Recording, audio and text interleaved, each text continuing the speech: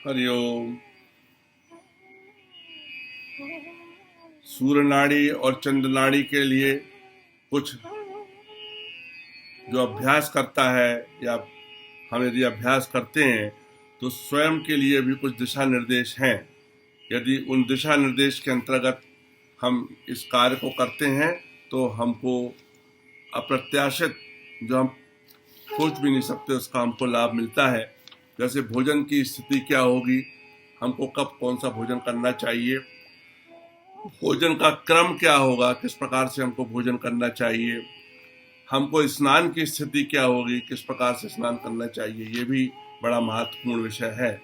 क्योंकि जब चंद्र नाड़ी और सूर्य नाड़ी चल रही होती है तो उस स्थिति में हमको, जैसे स्वयं के लिए हम यदि भोजन की बात करें तो हमें यहाँ ध्यान देना चाहिए कि चंद्र नाड़ी में अच्छी तरह भोजन करें, सूर्य नाड़ी में परिमित भोजन करें और सुषुम्ना में बहुत थोड़ा भोजन लें।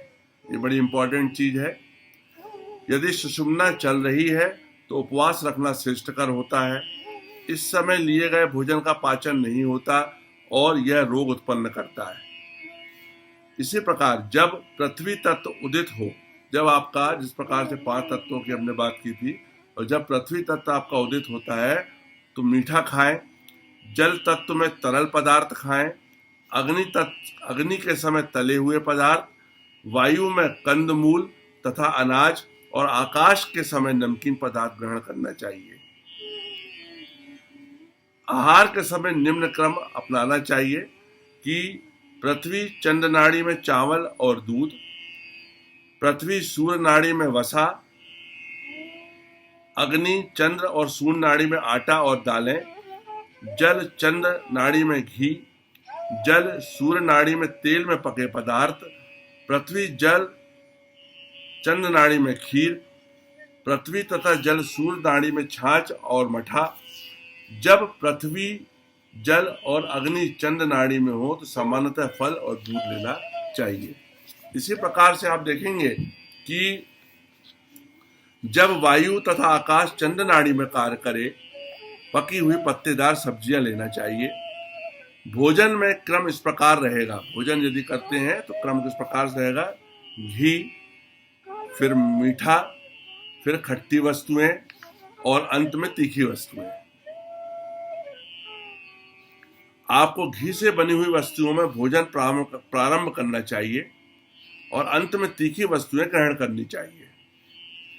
स्वर योग के साधक के लिए विशेष रूप से और सामान्य सभी के लिए चरु अथवा खीर सर्वश्रेष्ठ आहार है। अत्यधिक गर्म और अम्लीय पदार्थों से हमेशा हमको परहेज करना चाहिए। गर्म पदार्थों के साथ खट्टा अथवा ठंडा दूध लेने से मितली होती है, जी मछली होती है, एसिडिटी की प्रॉब्लम आपकी होती है।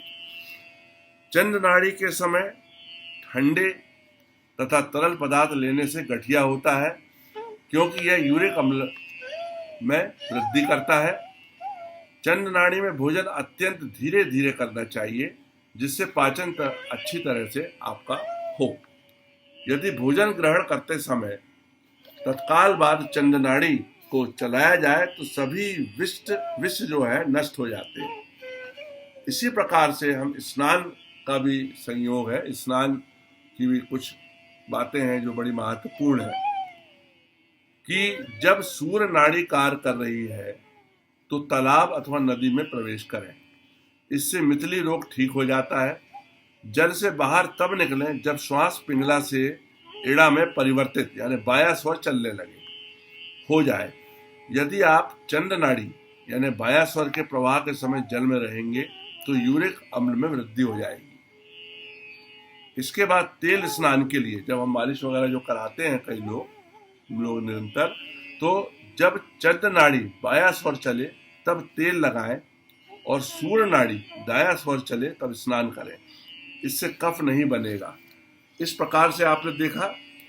उसी प्रकार से स्नान के समय अत्यधिक गर्म जल होने से पित्त की वृद्धि होती है, अत्यधिक शीतल जल होने से गठिया रोग होता है। स्नान के समय विशेष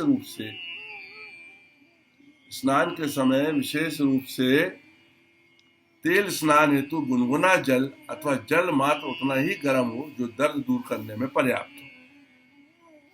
तो आपने देखा कि बात बड़ी सरल और सहज है। यदि आप निरंतर इसका पालन करते हैं, सूर्य नाड़ी या चंद्र नाड़ी किस प्रकार से चल रही है, उस समय हमें क्या कार्य करना चाहिए, हमारी दैनिक जीवन से जुड़ी हुई प्रत्येक गतिविधियां स्वर योग साधना के द्वारा नियंत्रित की जा सकती हैं और उनसे अच्छे फल प्राप्त किए जा सकते हैं। तो और भी बहुत सी इंपॉर्टेंट बातें हैं जो कि हमारे लिए उतनी आवश्यक नहीं है, क्योंकि इससे तो हमारे मृत्यु काल तक का निर्धारण हो जाता है। हमारी जो सूर्य और चंद्र नाड़ी है, हमारे स्वास्थ्य का निर्धारण हो जाता है। परंतु ईश्वर ने हमें जो जीवन दिया है, हम उसके साथ में सकारात्मक सोच रखें और इन अभ्यासों को करके हम जो है उसको आप साध सकते हैं। स्वर्योदय, एक और बात है कि स्वर्योदय साधना प्रारंभ करने की बात भी है। तो पहले शिव जी को प्रणाम करें, तो भगवान शिव को प्रणाम करें जो इस अद्भुत विज्ञान के दाता है, और ओम नमो शिवाय मंत्र का जाप करें तथा सभी विघ्नों के दूर करने वाले श्री गणेश जी को प्रणाम करें। तो दो चीजें जो है यहाँ पे बड़ी इंपॉर्टेंट है कि हमको इसमें इन दो चीजों का ध्यान करना होगा। एक और अभ्यास में गंभीरता लाने के लिए षड्मुखी अथवा योनि मुद्रा का अभ्यास हमको करना चाहिए। बहुत ही सहज और सरल मुद्रा है, इसको ध्यान से सुनेंगे। दोनों कानों को अंगूठे से बंद करें, दोनों कानों को अंगूठे से बंद करें, दोनों तर्जनी से आंखों के कोने बंद करें, दोनों तर्जनी से आंखों के कोने ये कोनों को बंद करें। मध्यमा उंगलियां नासिका रंध्रों को बंद करें, नासिका रंध्र को बंद करें तथा अनामिका और कनिष्ठिका उंगलियों से मुख को बंद करें। इस प्रकार से आपका आएगा ये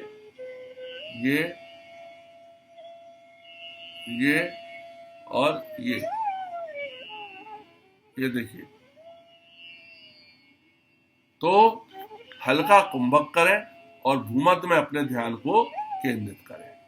तो ये सारे के सारे अभ्यास क्रम में ये मुद्रा हमारी हम रख सकते हैं। और इस प्रकार से आप देखेंगे कि जब ध्यान की स्थिति में आप जाते हैं तो इस समय यदि पीले रंग का गोला दिखाई दे तो पृथ्वी तत्व है ध्यान में आपका, यदि लाल रंग दिखाई दे तो अग्नि तत्व है, यदि काले रंग का गोला दिखाई दे तो आकाश तत्व है, यदि हरा या नीला रंग दिखाई दे तो वायु तत्व है तथा यदि श्वेत रंग दिखाई दे तो जल तत्व है। इस प्रकार से आप उन तत्व का परीक्षण भी कर सकते हैं। सूर्य नाड़ी के विषम अंक अथवा 3, 5, 7, 9 है तथा चंद्र नाड़ी के लिए सम अंक 2, 4, 6, 8 आदि है। यदि सूर्य नाड़ी के समय कोई प्रश्न पूछा जाए और यदि प्रश्न के अक्षर विषम है तो प्रश्न सफल होता है।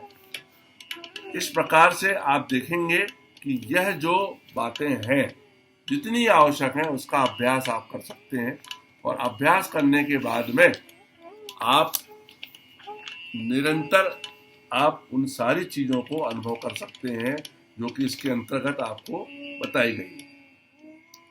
इसी प्रकार से एक बात और महर्षियों ने बताई है, शुक्ल पक्ष और कृष्ण पक्ष में नाड़ियों की स्थिति क्या होती है उनके बारे में भी आप को जानकारी होनी चाहिए कि प्रत्येक माह शुक्ल पक्ष के प्रथम 3 दिन 7वें, 8वें और 9वें दिन, 13वें, 14वें तथा पूर्णिमा को चंद्र नाड़ी चलना लाभदायक है, ध्यान दीजिएगा। तथा शुक्ल पक्ष के चौथे, 5वें, 6ठे, 10वें, 11वें और 12वें दिन सूर्य नाड़ी का चलना लाभदायक होता है। इसी प्रकार से प्रत्येक माह कृष्ण पक्ष में प्रथम 3 दिन 7वें, 8वें, 9वें दिन, 13वें, 14वें और अमावस के दिन सूर्य नाड़ी लाभकारी है तथा शेष दिनों में इडा, अथवा चंद्र नाड़ी लाभकारी है। जब इड़ा नाड़ी चले तो पुण्य कार्य कीजिए। भोजन तथा धारण सूर्य नाड़ी के अनुरूप होना चाहिए। इड़ा नाड़ी सभी अंगों में अमृत की वर्षा करती है और इसके संबंध में मैंने आपको बहुत डिटेल में इड़ा और पिंगला नाड़ी के संबंध में आपको बताया है कि किस प्रकार से आप इसका ध्यान रखेंगे। इसी प्रकार से एक बात और मैं बताऊं बहुत ही संक्षिप्त में कि प्रातः जागते ही दाहिनी हथेली देखना शुभ है। इस समय जो नाड़ी चल रही हो उसके अनुरूप हथेली से मुख चेहरे को स्पर्श करना बहुत अधिक लाभदायक है। अर्थात यदि सूर्य नाड़ी दाया स्वर चल रहा है तो दाहिने हथेली से मुख को स्पर्श करें। यदि प्रातः काल पिंगला दाया स्वर चल रहा है तो बिस्तर से नीचे उतरते समय दाहिना पैर भूमि पर सर्वप्रथम रखें और पूर्व अथवा उत्तर दिशा की ओर 3 पग चलें तथा यदि इड़ा बाया स्वर नाड़ी चल रहा है तो बाया पैर सर्वप्रथम भूमि पर रखें और पश्चिम और दक्षिण दिशा की ओर 3 पग चलें। प्रातः जागते ही यदि बाया स्वर चलता है तो यह अत्यंत शुभ है। चंद्र नाड़ी के अनुरूप भूमि पर पैर रखना बहुत लाभदायक है। यदि पिंगला अथवा सूर्य नाड़ी चल रही है और यदि कोई प्रश्न पूछे तो यदि वह नीचे पीछे अथवा दाईं ओर खड़े रहकर प्रश्न करता है तो वह अवश्य ही सफल होगा। यदि चंद्र नाड़ी चल रही है, प्रश्नकर्ता ऊपर सामने अथवा बाईं ओर खड़ा है तो उसे सफलता मिलेगी। इसी प्रकार से सूर्य नाड़ी के 3 दिन हैं, रविवार, मंगलवार और शनिवार। चंद्र नाड़ी के 4 दिन हैं, सोमवार, बुधवार, गुरुवार और शुक्रवार। नाड़ी के अनुरूप दिनों में यदि प्रश्न पूछे जाते हैं तो ये परिणामदायक सिद्ध होते हैं। यदि सुषुम्ना के समय प्रश्न पूछे जाते हैं तो यह निष्फल होते हैं। तो इस प्रकार से मैंने बहुत ही डिटेल में आपको जानकारी आपके सामने रखी। मेरा आपसे यही निवेदन है कि आप इस वीडियो को कई बार पढ़ें, चिंतन करें, यथासंभव जो आप कर सकते हैं सरलता से, सहजता से उस अभ्यास को अभ्यास क्रम में जोड़ें और उस अनुभूति को महसूस करें। तो ये मान के चलिए स्वर योग साधना भगवान शिव एवं श्री गणेश जी की महत कृपा से हमको उन ऊंचाइयों तक पहुंचा सकता है जिसकी हमने कल्पना भी नहीं की होगी। हरि ओम।